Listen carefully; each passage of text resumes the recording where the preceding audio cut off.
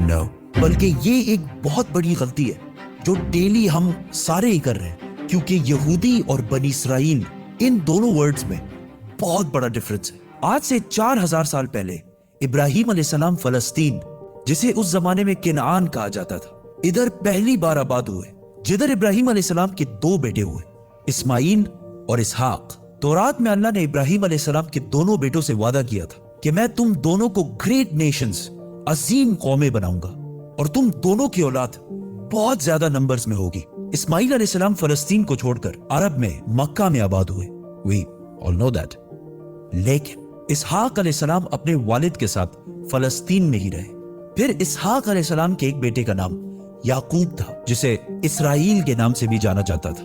یعقوب علیہ السلام کے 12 بیٹے تھے اور ان ساروں کے نام یہ تھے، لیکن یعقوب علیہ السلام ان 12 بیٹوں میں سے سب سے زیادہ محبت اپنے بیٹے یوسف علیہ السلام سے کرتے تھے، جس کی وجہ سے باقی بھائی یوسف علیہ السلام سے بہت جیلس ہوتے تھے۔ پھر آگے جو ہوا we all know that، اور یوسف علیہ السلام مصر، ایجپٹ کے وزیر اعظم بنے، اور کچھ ہی سال بعد ہر طرف قحط آنے کی وجہ سے یوسف علیہ السلام نے اپنے 12 بھائیوں کو فلسطین سے نکال کر اپنے ساتھ ایجپٹ میں آباد کر دیا۔ آہستہ آہستہ یعقوب علیہ السلام اسرائیل کے ان 12 بیٹوں کی اولادیں ایجپٹ کے ہر فیلڈ میں فلرش ہونے لگی، بزنس، ٹریڈ، ایگریکلچر، سب میں بہت طاقتور اور سٹرونگ ہونے لگی۔ جس طرح آج بھی یہودی جس بھی ملک میں رہتے ہیں وہاں کی سب سے پاورفل کمیونٹی بن جاتے ہیں۔ ایجپٹ میں بنی اسرائیل کی طاقت سے گھبرا کر آہستہ آہستہ فرعون نے ان پر ظلم کرنا شروع کیا اور آخر سارے بنی اسرائیل کو اپنا غلام بنا دیا۔ لیکن 400 سال بعد اللہ نے انہی 12 قبیلوں میں سے ایک قبیلے لیوی کی اولاد میں سے ایک کو چنا، جس کا نام تھا موسیٰ علیہ السلام، جنہوں نے بنی اسرائیل کے 12 قبیلوں کو فرعون کی غلامی سے آزاد کر دیا اور ان ساروں کو اپنے ساتھ فلسطین کی طرف لے گیا۔ اور اللہ کے حکم سے موسیٰ علیہ السلام نے بنی اسرائیل سے کہا کہ فلسطین پر حملہ کرو، لیکن بنی اسرائیل نے جواب دیا کہ آپ اور آپ کا رب جا کر لڑیں، ہم ان سے نہیں لڑ سکتے۔ اور یہ اتنی سخت بات انہوں نے اس لیے کی کیونکہ موسیٰ علیہ السلام کی فوج میں اس وقت جتنے بھی بنی اسرائیل کے لوگ تھے وہ بچپن سے ہی فرعون کی غلامی میں بڑے ہوئے تھے، جس کی وجہ سے ان کا جسم ہی نہیں بلکہ ان کی سوچ بھی غلاموں جیسے بن گئی تھی۔ مطلب بالکل ایک بے غیرت قوم بن چکے تھے، جس پر اللہ نے 40 سال تک انہیں اس ڈیزرٹ میں رہنے کی سزا دی۔ 40 سال ہی کیوں؟ کیونکہ ان 40 سالوں میں بنی اسرائیل کی پرانی جنریشن جو فرعون کی غلامی کی سوچ میں بڑی ہوئی تھی وہ بالکل ختم ہو گئی، اور ایک نئی جنریشن موسیٰ علیہ السلام کی لیڈرشپ میں بالکل آزاد سوچ کے ساتھ بڑی ہوئی، اور آخر بنی اسرائیل کے اسی نئی جنریشن نے فلسطین اور جروسلم کو فتح کر لیا۔ پیغمبروں کی یہ ساری سٹوریز بڑے بڑے بکس میں ہزاروں سالوں سے پڑی ہوئی ہیں، لیکن اب کون جا کے یہ سارے بکس پڑھے، اور وہ بھی ٹک ٹاک کے اس فاسٹ زمانے میں، اور اسپیشلی بچے تو۔ For that, House of Books has the best solution, Prophet Series۔ اس میں قرآن سے بالکل اوتھینٹک سٹوریز اور بہت ہی انٹرسٹنگ طریقے سے بالکل آسان الفاظ میں بنائے گئے۔ And to buy this amazing series, link is in the description۔ موسیٰ علیہ السلام کے بعد بنی اسرائیل فلسطین میں بہت سال تک رہے، لیکن پھر انہیں دوبارہ وہاں سے نکال دیا گیا، جس کے بعد اللہ نے بنی اسرائیل کے 12 قبیلوں میں سے ایک قبیلے یہودا کی اولاد میں سے ایک پیغمبر چنا، داؤد علیہ السلام، جنہوں نے جروسلم پر حملہ کر کے اسے دوبارہ فتح کر لیا، اور ان کے بیٹے سلیمان علیہ السلام نے یہاں پہلی مسجد، ٹیمپل بنایا۔ اب بنی اسرائیل کا سب سے طاقتور قبیلہ یہودا کی اولاد بن چکی تھی، کیونکہ سلیمان علیہ السلام دنیا کے سب سے طاقتور بادشاہ کا تعلق یہودا کے قبیلے سے تھا۔ لیکن سلیمان علیہ السلام کا بیٹا رہوبوم اپنے والد کی طرح جینیس نہیں تھا، جس کی وجہ سے یہودیوں کے ان 12 قبیلوں کی آپس میں بہت سخت لڑائی شروع ہو گئی، اور آخر سلیمان علیہ السلام کی یہ عظیم سلطنت 2 ٹکڑوں میں بٹ گئی۔ بنی اسرائیل کے 10 قبیلوں نے اپنے آپ کو یہودا قبیلے سے آزاد کر دیا اور ایک نئی ایمپائر بنائی، the kingdom of اسرائیل، اور صرف 2 قبیلے یہودا اور بنیامین اپنی جگہ پر ہی رہے۔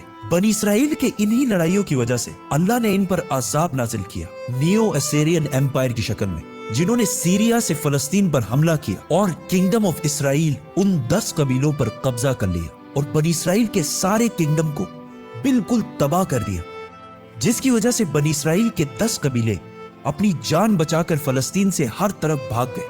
اس کے بعد اسیرین ایمپائر نے सुलेमान अलैहिस्सलाम की सल्तनत यहूदा कबीले पर भी हमला करने की कोशिश की, लेकिन वो इसे फतह नहीं कर सके।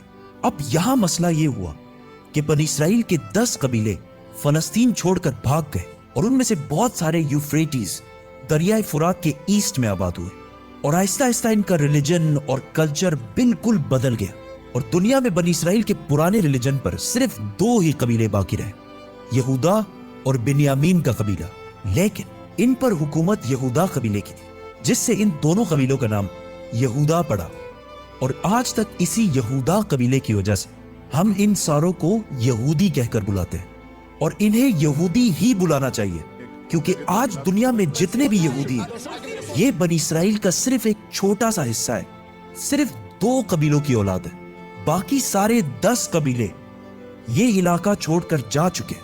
अब थ्रू आउट द ईयर्स दुनिया में बहुत सारे कबीलों ने यह क्लेम किया कि उनका ताल्लुक बनी इसराइल के उन्हीं 10 कबीलों में से है जो गायब हो चुके हैं। लेकिन दुनिया में एक कौम ऐसी है जिसका क्लेम सबसे भारी है और जिसे बहुत सारे यहूदी भी बनी इसराइल का हिस्सा समझते हैं, पठान। आज से 400 साल पहले पहली बार मुगल सल्तनत के बादशाह जहांगीर के दौर में पहली दफा इस बात का जिक्र हुआ कि पश्तून कबीला असल में बनी इसराइल का हिस्सा है। और यहूदियों के किताबों में भी लिखा है कि बनी इसराइल के 10 कबीलों में से बहुत सारे लोग दरियाए फुरात यूफ्रेटिस के ईस्ट में आबाद हुए और बहुत सारे यहूदी स्कॉलर्स ये भी मानते हैं कि पख्तून कबीलों का वे ऑफ लाइफ पुख्तूनवली बिल्कुल यहूदियों से मिलता जुलता है। लेकिन ये बात साइंटिफिकली प्रूवन नहीं है। इस पर एक पूरी वीडियो बनाएंगे, तो सब्सक्राइब। बनी इसराइल के 10 कबीले गायब होने के बाद सिर्फ 2 कबीले बाकी रहे और उनकी हुकूमत भी ज्यादा देर नहीं चली, क्योंकि फलस्तीन के पास इराक में एक बहुत बड़ी सल्तनत बन चुकी थी, जिसके बादशाह बख्त नसर ने फलस्तीन पर हमला करके यहूदियों को भी खत्म कर दिया और इन सारे इलाकों को भी तबाह कर दिया और यहां से सारे यहूदियों को गुलाम बनाकर अपने कैपिटल ले गया। बख्त नसर ने उस टेंपल को भी तबाह कर दिया जो सुलेमान अलैहिस्सलाम ने बनाया था। लेकिन इस सब के 70 साल बाद ईरान के एक बहुत ही नेक बादशाह ने यहूदियों को गुलामी से निकालकर वापस फलस्तीन में आबाद किया और उस टेंपल को भी दोबारा बनाया जो सुलेमान अलैहिस्सलाम ने बनाया था। लेकिन 600 साल बाद एक बार फिर रोमन एम्पायर ने इस टेंपल को दोबारा तबाह कर दिया और आज तक ये टेंपल दोबारा नहीं बन सका और आज उस टेंपल की सिर्फ एक दीवार बाकी है, जिसकी वजह से पूरी दुनिया से यहूदी यहाँ इबादत करने के लिए आते हैं और ये दीवार ऐसी है जैसे मुसलमानों के लिए काबा। लेकिन अब क्वेश्चन ये है कि यहूदी इतने पैसे और इतने ताकत के बावजूद इस टेंपल को दोबारा बना क्यों नहीं रहे? क्योंकि यहूदियों का मानना है कि बहुत जल्द इनका एक मसीहा आएगा और वो पूरे बनी इसराइल को दोबारा फलस्तीन में जमा करेगा। इवन उन 10 कबीलों को जिनमें से बहुत सारे मुसलमान हो चुके हैं, उन सारों को जेरूसलम फलस्तीन में दोबारा यूनाइट करेगा और वहां से फिर दोबारा एक यूनाइटेड किंगडम ऑफ इसराइल बनाएगा, बिल्कुल उस तरह जिस तरह सुलेमान अलैहिस्सलाम की हुकूमत थी। और उस टेंपल को तीसरी और आखिरी दफा बनाएगा जो पहले सुलेमान अलैहिस्सलाम और फिर साइरस द ग्रेट ने बनाया था। और इसीलिए आज इतने पैसे और ताकत होने के बावजूद यहूदी उस टेंपल को दोबारा नहीं बना रहे और उस मसाया और बनी इसराइल के 10 लॉस्ट कबीलों का पिछले 2000 साल से इंतजार कर रहे हैं। House of books, link in the description. Subscribe.